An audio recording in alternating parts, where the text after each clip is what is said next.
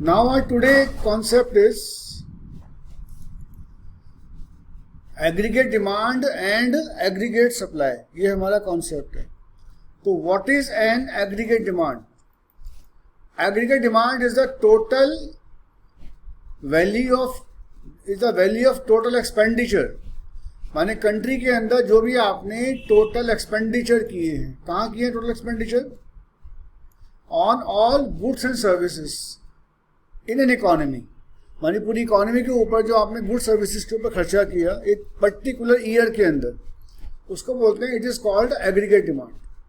ठीक है, मानी बेसिक वर्ड क्या हो गया? Expenditure on goods and services. Common word क्या है यहाँ पर? We can say that this is expenditure on goods and services is called aggregate demand. ठीक है, मीनिंग समझ में आ गया? एग्रीगेट डिमांड किस पे डिपेंड करती है? Upon the level of employment. जितना कंट्री के अंदर हायर एम्प्लॉयमेंट होगा, एम्प्लॉय मतलब कि जो भी हमारे पास अवेलेबल रिसोर्सेज हैं उसको आपने कितना एम्प्लॉयड किया हुआ है, कितना उसको यूज में लगाया हुआ है. तो देयर इज अ डायरेक्ट और positive relationship between the level of employment और output in the economy. Employment level और जो हम प्रोडक्शन कर रहे हैं उसके बीच में क्या होता है? पॉजिटिव रिलेशनशिप होता है. जितना ज़्यादा आप एम्प्लॉयमेंट लेवल को बढ़ाओगे उतना आपकी कंट्री के अंदर एग्रीगेट डिमांड, एग्रीगेट एक्सपेंडिचर जितना ज़्यादा होगा उतना आपकी डिमांड बढ़ेगी. तो इसका मतलब क्या है? Aggregate demand is directly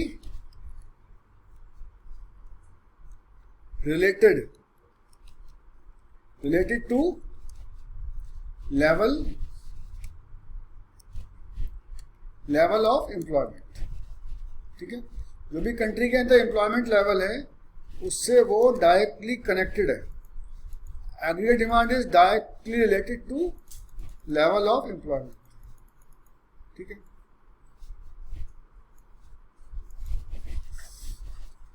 now aggregate demand equals to consumption plus investment. मैंने कंजम्पशन में क्या करेंगे? इन्वेस्टमेंट को प्लस कर देंगे. तो क्या निकल जाएगा आपका?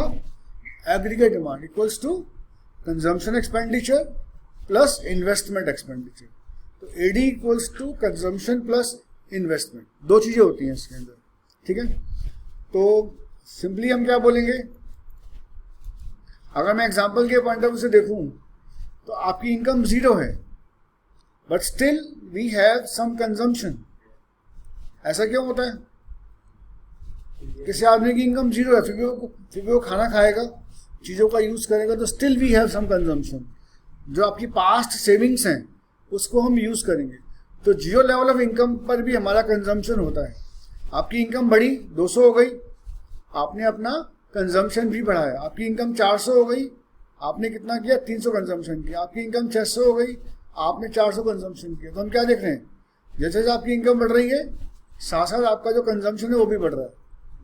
इन्वेस्टमेंट हम यहाँ पे मानते हैं कांस्टेंट है. This is investment made by the government. Government जो खर्चा करती है पब्लिक के ऊपर उसका इनकम से कोई कनेक्शन नहीं होता, वो कांस्टेंट है.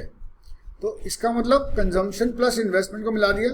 100 plus 100 equals to 200, 200 plus 100 equals to 300. तो this is called aggregate demand. तो एडी इक्वल्स टू कितना होता है? Consumption demand plus investment demand. माने वी कैन से दैट, अगर मैं इसको दोबारा बोलूं तो we can say that AD equals to consumption demand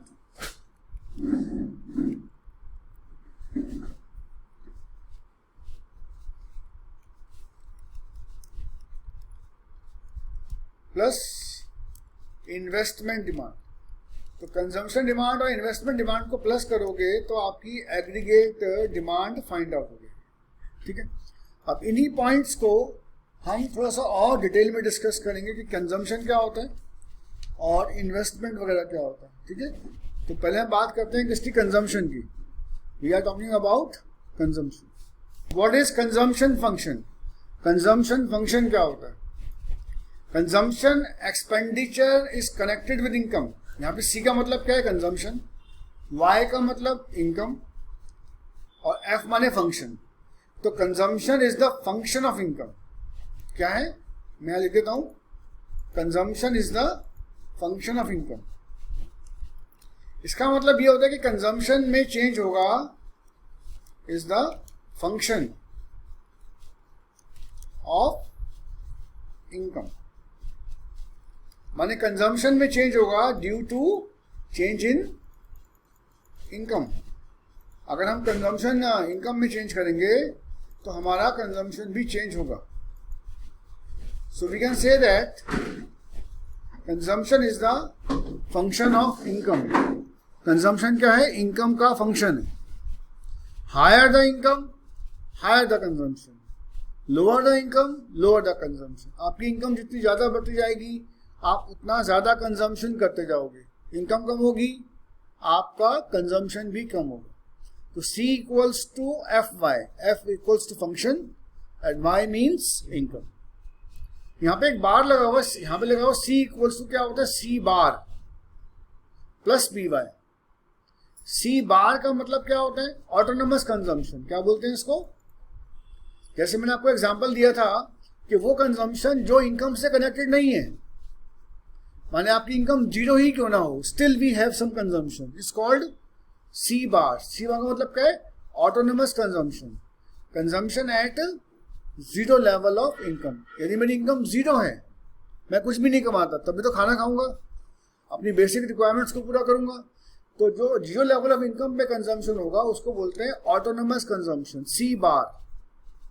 ये सी बार किसको रिप्रेजेंट कर रहे हैं, वो कंजम्पशन जो जीरो लेवल इनकम पर भी होगा, इज कॉल्ड ऑटोनोमस कंजम्पशन।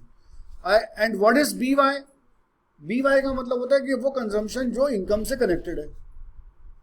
माने तो इसका मतलब क्या है, कंजम्पशन के दो पार्ट हैं, एक तो वो कंजम्पशन जो होगा ही होगा, और एक वो कंजम्पशन जो इनकम के अकॉर्डिंग कम ज़्यादा होता रहता है। आपकी इनकम बढ़ेगी तो आप बाइक की बजाय कार खरीद लोगे, तो आपने अपना कंजम्पशन बढ़ा लिया। पहले आप सूखी रोटी खाते थे, अब आप देसी घी लगाते हो रोटी के ऊपर। ये क्या हो गया, आपका इनकम बढ़ा, आपने अपना कंजम्पशन भी बढ़ा दिया। एक होता है भैया खाना जो मिल जाए वही खा लेंगे, इनकम जीरो हो गई, फिर भी still we have some consumption, माने उसके बिना आपको गुजारा नहीं होगा। जीने के लिए इतना तो हमें चाहिए चाहिए, चाहे वो हम पास्ट सेविंग्स को ही क्यों ना यूज़ करें। तो क्या बोलेंगे उसको, ऑटोनोमस कंजम्पशन, जो इनकम से कनेक्टेड नहीं है। इनकम चाहे जीरो क्यों ना हो जाए, फिर भी जीने के लिए वो तो हमें चाहिए चाहिए। तो this is called C bar. C bar माने ऑटोनोमस कंजम्पशन। अब बी क्या होता है, व्हाट इज बी, बी माने इनकम का वो पार्ट जो हम कंज्यूम कर रहे हैं, percentage of income which we will consume. तो बी को बोलते हैं मार्जिनल प्रोपेंसिटी टू कंज्यूम। क्या बोलते हैं, marginal propensity to consume. B को मैं समझाता हूं, बी मतलब, बी मीन्स, ये बी का मतलब क्या है, बी इक्वल्स टू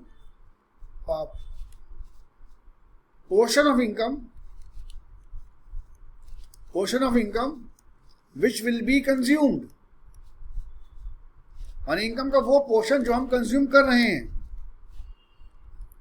जैसे मैंने बोला कि बी की वैल्यू 40% है, क्या बोला मैंने, बी की वैल्यू 40% है, बी इज 0.4। अगर मैं बोलता हूं बी 0.4, तो बी 0.4 का मतलब क्या हो गया, when b equals to 0.4 means कि इनकम का 40% हम कंज्यूम करते हैं, दिस इज कॉल्ड बी। तो जितनी इनकम ज़्यादा होगी उसका 40% भी ज़्यादा आएगा, ठीक है। तो बी हम मेजरमेंट करते हैं, माने हम ये बोलते हैं मैं अपनी इनकम का इतना परसेंटेज कंज्यूम कर लेता हूँ। तो दोनों कंजम्पशन को जब मिला देंगे तो क्या बन जाएगा मेरा consumption, is called total consumption. अब मैं इसको डिफाइन जहाँ से देखूँ, एक टेबल बना हुआ है सपोज को, टेबल क्या बोलती है, टेबल बोलता है सी इनकम जीरो है, still we have a consumption of 300। Income 200 हो गया, कितना कंजम्पशन हो गया, 50 बढ़ा दिया कंजम्पशन। इनकम 400 हो गया, कंजम्पशन भी 400 हो गया, यहाँ पे सेविंग खत्म हो गई है। इनकम 600 हो गया, तो कितना कंजम्पशन हुआ, 450। मैंने अब कंजम्पशन कम किया, तो जो बाकी अमाउंट है वो कहाँ गया, भाई मैंने 600 रुपये कमाए थे, 450 रुपये खर्च कर दिए, तो 150 नेचुरल से बात है वो क्या है, मेरी सेविंग है। जब तक इनकम से ज्यादा कंजम्पशन होगा तब तक क्या हो रहा है, सेविंग मेरी नेगेटिव है। What is negative saving? जो मैंने पहले सेविंग किया था उसको विड्रॉल कर रहा हूं मैं। लेकिन जैसे जैसे मेरी इनकम के साथ करूंगा तो मेरा कंजम्पशन उतना नहीं बढ़ेगा, कम बढ़ेगा। तो और जो रिमेनिंग पार्ट होगा वो क्या होगा, मेरा सेविंग। अब यहाँ पे दो फॉर्मूले बनते हैं, दोनों इंपॉर्टेंट है, एपीसी और MPC. APC called average propensity to consume, क्या बोलते हैं इसको, average propensity to consume. Formula क्या है, सी अपॉन वाई। लर्न कर लीजिए क्या फॉर्मूला है बेटा, कंजम्पशन अपॉन इनकम। और एक होता है MPC, marginal propensity to consume. ये क्या होता है, delta C upon delta Y, इसको डेल्टा बोलते हैं। डेल्टा मतलब चेंज इन कंजम्पशन और डेल्टा वाई माने चेंज इन इनकम। इनकम में, कंजम्पशन में कितना चेंज हुआ, इनकम में चेंज होने के कारण। बहुत ध्यान से टेबल समझा रहा हूं मैं आपको। टेबल फर्स्ट में सब डैश आएगा। अब ध्यान से देखो यहाँ पे कितना है, 350 कंजम्पशन था, इनकम कितनी थी 200। तो consumption upon income 350 divided by 200 कितना आएगा 1.75। तो एपीसी का फॉर्मूला क्या है, कंजम्पशन को डिवाइड करना है किससे, इनकम से। मैं यहाँ लिख देता हूँ एक बार, आपको याद रहेगा। 350 डिवाइडेड बाय 200, छोटा कर देता हूँ इसको। 350 डिवाइडेड बाय 200, ऐसे समझ में आया। अगले में क्या हो जाएगा, 400 divided by 400, 450 divided by 600, 500 divided by 800, 550 divided by 1000। तो आपने क्या देखा, हमने ये देखा कि जैसे जैसे इनकम बढ़ रही है मेरा एवरेज प्रोपेंसिटी टू कंज्यूम कम होता जा रहा है। पहले 1.75 था, फिर 1 हो गया, फिर 0.75 हो गया, 0.625 हो गया। तो यहाँ क्या हो रहा है, जो एपीसी है वो इनकम के साथ साथ क्या हो रहा है बेटा, कम हो रहा है। क्लियर है पॉइंट। एमपीसी देख लेते हैं। एमपीसी क्या होता है, delta C upon delta Y. Delta C का मतलब होता है कंजम्पशन में कितना चेंज हुआ, और डेल्टा वाई का मतलब क्या होता है, इनकम में कितना चेंज हुआ। तो देखो पहले 300 कंजम्पशन था और कितनी थी, अब कितना हो गया 350। तो how much change in consumption 50, how much change in income 200 minus 0 200। Then what is MPC, 50 upon 200। आगे देखते हैं, मेरी कंजम्पशन में चेंज हुआ 50, इनकम में चेंज हुआ 200, 50 अपॉन 200 0.25। ये कांस्टेंट आ रहा है, इट इज नॉट सो, ऐसे कुछ भी आ सकता है, ठीक है। तो एमपीसी क्या है, additional consumption divided by additional saving. तो हर लेवल पे निकालना होता है, सभी लेवल्स पे आपको फाइंड आउट करना होता है, ठीक है। और मैंने आपको बताया था कि जो ऊपर फॉर्मूला था कंजम्पशन का, उसमें एमपीसी यूज हो रहा है, ये वाला। ध्यान से देखो दोबारा से, ये जो फॉर्मूला है इसमें ये वाला वर्ड यूज हो रहा है, this is MPC. MPC is called B. यहां मैं एरो कर देता हूं, ये एमपीसी और बी एक ही बात है, यही वाला एमपीसी है वो, दिस इज कॉल्ड बी, ये वाला एमपीसी है। क्लियर है, माने फॉर्मूले में जो बी का मतलब क्या है, वो एपीसी नहीं है। तो फॉर्मूला है उसमें बी का मतलब क्या है, MPC, marginal propensity to consume. बहुत इंपॉर्टेंट फॉर्मूला है ये। अब आगे देखते हैं।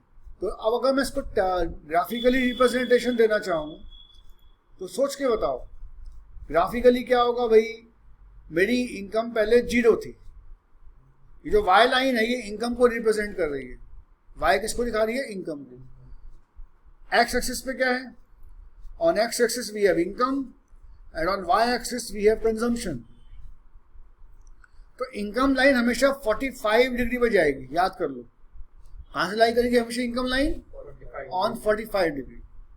अब कंजम्पशन देखो, ये जो 0 लेवल इनकम पे still we have this consumption. जब 0 इनकम थी तो कितना कंजम्पशन, 300 का कंजम्पशन था। तो यहाँ पे क्या 0 पे ये जो लाइन है वो कहाँ से स्टार्ट हो रही है कंजम्पशन की, 300 से।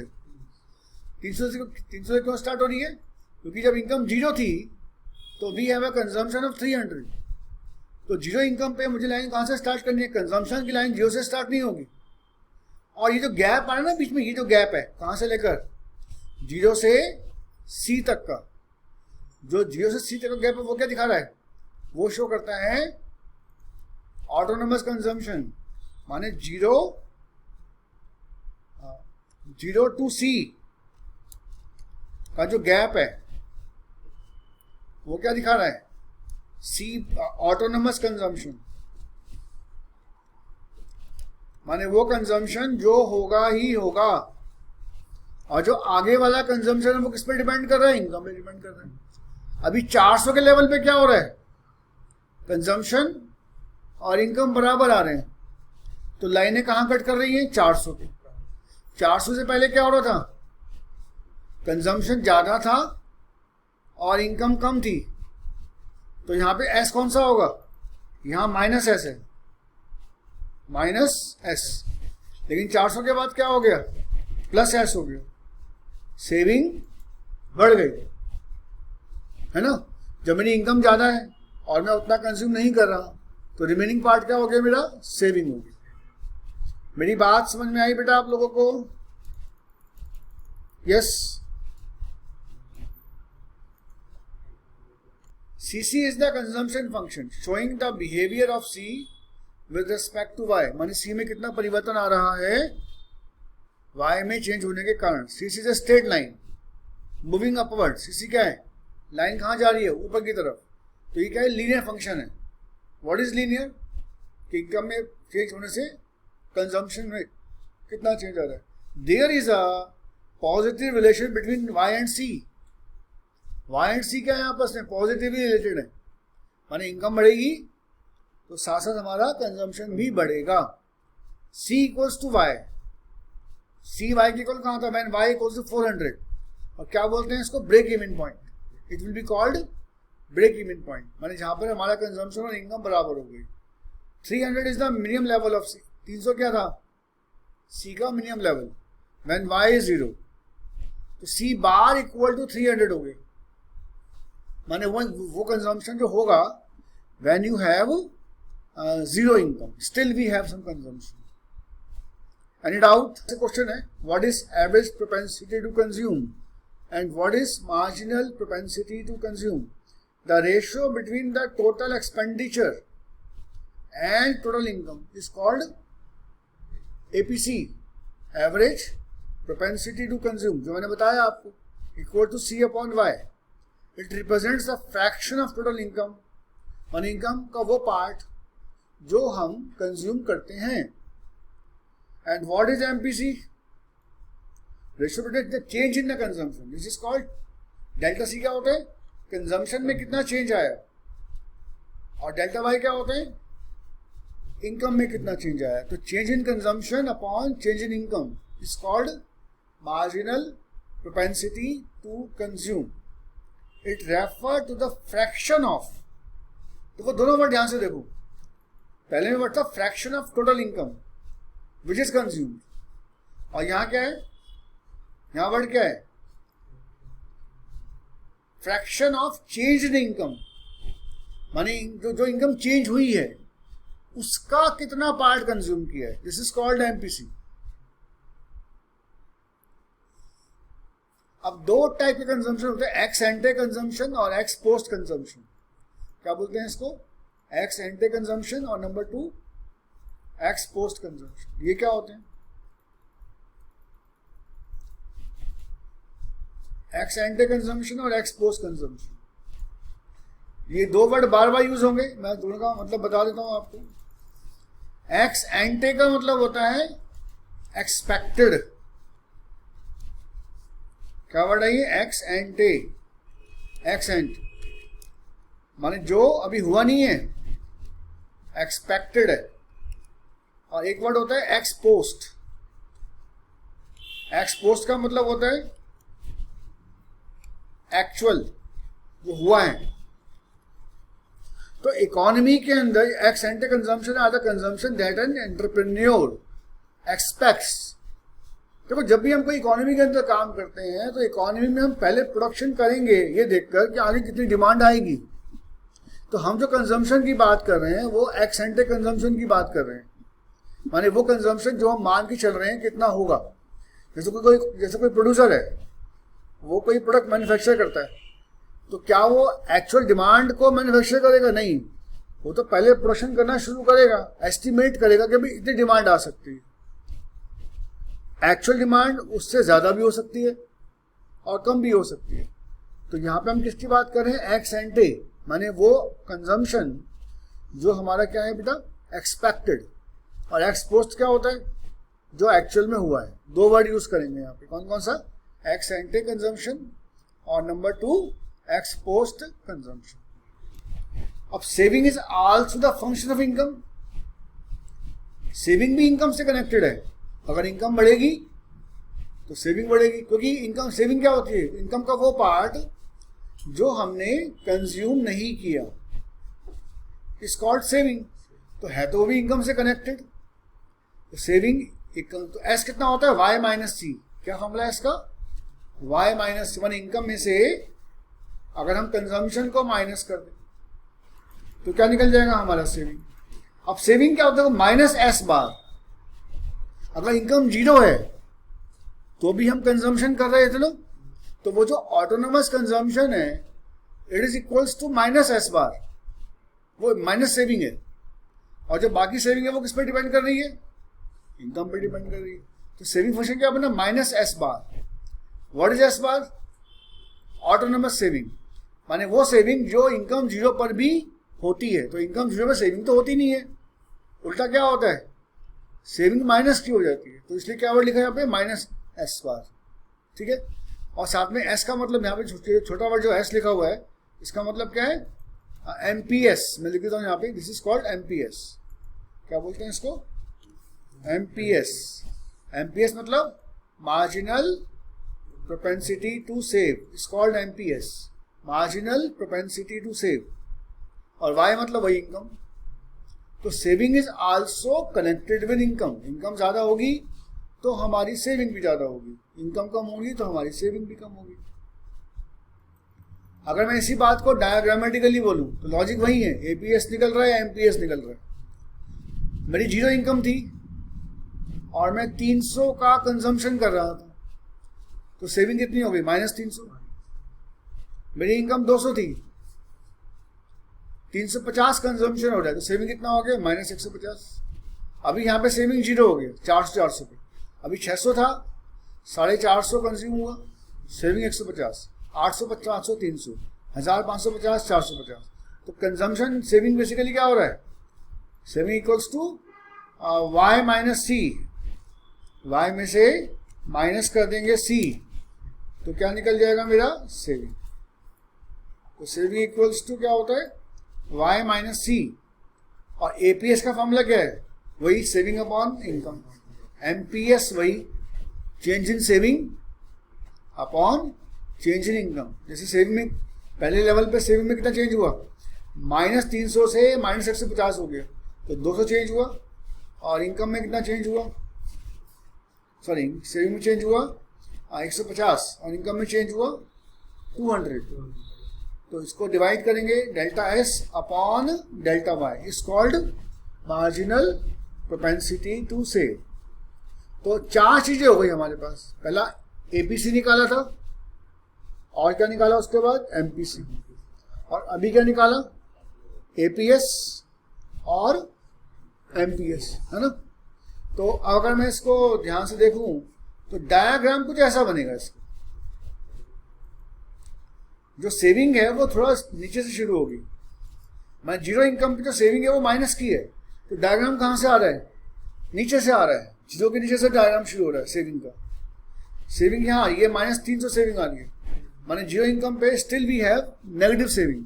तो स्टार्ट कहाँ से हो रहा है? देखो ये माइनस 300। तो जैसे जैसे इनकम बढ़ी मेरी सेविंग भी बढ़ती चली गई, और 400 पे क्या हो गया? सेविंग 0 हो गई। उसके बाद इनकम बढ़ी तो मेरा सेविंग क्या हो गया? फिर पॉजिटिव होना शुरू हो गया। तो सेविंग का जो डायग्राम है वो हल्का सा 0 के नीचे से स्टार्ट होगा। क्यों?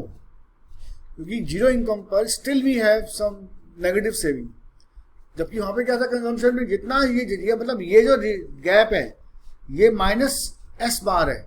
क्या है ये? अब बहुत ध्यान से मेरी बात सुनना, ये क्या है? माइनस एस बार, माइनस एस बार। लेकिन जो माइनस एस बार है वो किसके इक्वल होना चाहिए? सी बार के। सी बार क्या था? वो कंजम्पशन जो होता ही होता है इनकम, जीरो इनकम पे। तो जीरो इनकम पे जो कंजम्पशन था वही तो नेगेटिव सेविंग थी।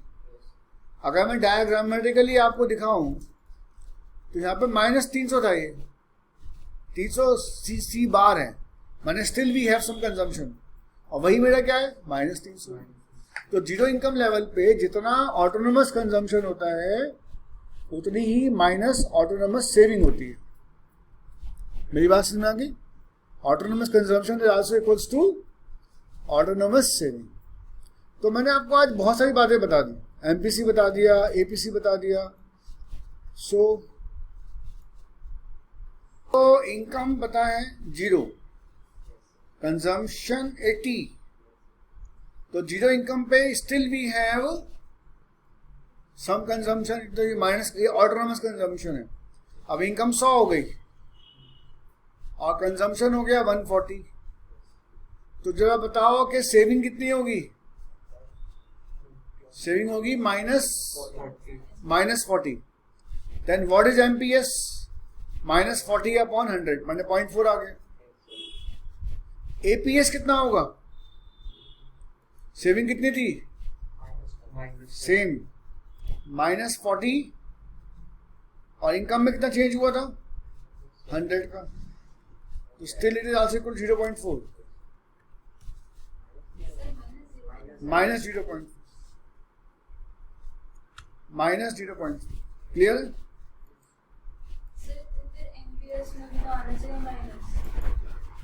एमपीएस तो खाली चेंज को डिनोट करता है, कितना चेंज हुआ है। एक्चुअली यहाँ पे अगर मैं सेविंग फंक्शन बनाऊंगा और यहाँ पे अगर मैं एस का फंक्शन बनाऊं तो एस पहले कितना था? एस पहले था -80, और अभी एस कितना हो जाएगा? -40। तो -40 -80, तो प्लस का 40 हो गया ना, माने -80 से घटकर -40 हो गया, तो 40 बढ़ गए इनडायरेक्टली, ऐसे बोलूंगा ना, तो इसलिए वो पॉजिटिव है। आगे देखो, अभी इनकम 200 हो गई और क्वेश्चन में गिवन है कि जो एपीएस है वो 0 है। इसका मतलब क्या है? जो इनकम है वही कंजम्पशन हो गया, एपीएस 0 हो गया। इसका मतलब ये कितना होगा? 200, क्योंकि जब एपीएस 0 है तो इसका मतलब क्या है? जितनी मेरी इनकम थी उतना ही मेरा कंजम्पशन। अब एमपीएस कितना होगा? Marginal propensity to save. यहां पे जो एस है वो 0 हो जाएगा ना, लेकिन चेंज कितना हुआ है इसमें? अगेन 40, और इनकम में कितना चेंज हुआ है? 100, आल्सो इक्वल्स टू 0.4। यहां पे आंसर कितना आएगा? 0.4। क्लियर है? आगे आओ। अब यहां पे कंजम्पशन दे दिया 240, इसका मतलब चेंज इन कंजम्पशन कितना है? 40, और क्या दे दिया? एपीएस दे दिया। एपीएस का मतलब क्या होता है कि जो भी मेरी इनकम थी उसका 20% मैं सेविंग कर रहा हूं। जो मेरी इनकम कितना कर रहा हूं उसका 20% मैं सेविंग कर रहा हूं।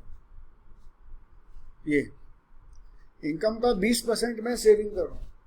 एक तो फॉर्मूले हैं वो मैं लिखवा रहा हूं आपको, आप नोट कर सकते हैं। फॉर्मूला ये है कि APC plus APS equals to 1 होता है,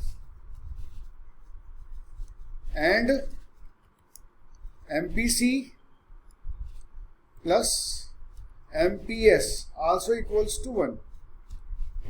ये दो फॉर्मूले हैं, माने एपीसी और एपीएस का सम भी 1 होता है और एमपीसी और एमपीएस का सम भी 1 होता है। तो अब यहाँ पे अगर मुझे एपीसी पता है, एपीएस पता है, तो इसका मतलब एमपीसी कितना होगा? सॉरी, एपीएस पता है ना मुझे कितना? 0.20। तो एपीसी कितना होगा? 1 - 0.2। इक्वल्स टू 0.8, कितना होगा 0.8। अब अगर मेरा APS 0.8 है और S और C पता है, क्या होता है APS? C/Y कितना होता है? C पता है, तो what is income? 240/0.8 equals to कितना हो गया? 300। इसका मतलब मेरी इनकम कितनी होगी? 300। समझ में आया? ऐसे फॉर्मूले बनाने पड़ेंगे। सेम लॉजिक यहां लगाओ। अभी 0.35 हो गया ये, तो इसका मतलब क्या होगा? यहां पे मेरा APC कितना होगा? 0.65। 0.65। 260 पता है। अगेन सेम लॉजिक, क्या करूंगा? 260 डिवाइडेड बाय 0.65 इक्वल्स, ये आंसर आ जाएगा आपका। कितना है? देखो 400। कितना है? करके लिखना पड़ेगा, ये आ जाएगा इसका आंसर। तो ये कुछ पैटर्न है, इसके हिसाब से हम इनको फाइंड आउट कर सकते हैं। ये शीट मैं आपको दे दूंगा, यहाँ से आप इसको आसानी से प्रैक्टिस कर सकते हैं।